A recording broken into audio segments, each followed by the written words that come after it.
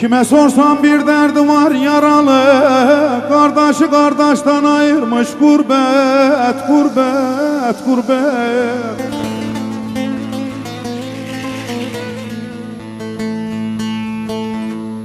Elinden yurdundan herkes aralı, çileyi çekmeye çağırmış gurbet, gurbet, gurbet.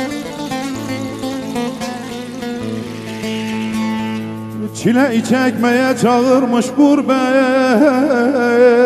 yıkılsın bu gurbet, gurbet.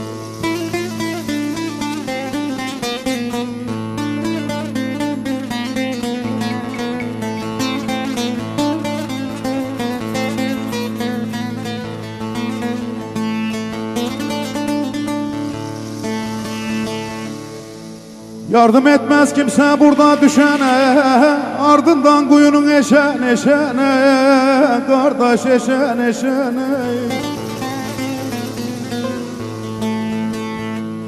Yumuşaksa karnın deşen deşene, insanları zalim kayırmış gurbet, gurbet, gurbet. Çoğumuzu zalim kayırmış gurbet, veren olsun bu gurbet, gurbet.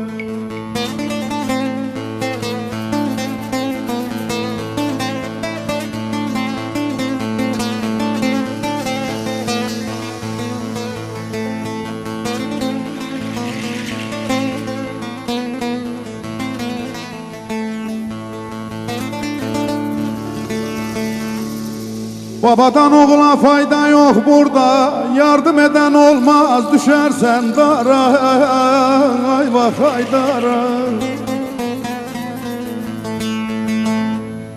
Adamlık insanlık ne varsa orada, aldanma düzüne bayırmış gurbet, gurbet, gurbet. Aldanma düzüne bayırmış gurbet, veren olsun bu gurbet, gurbet.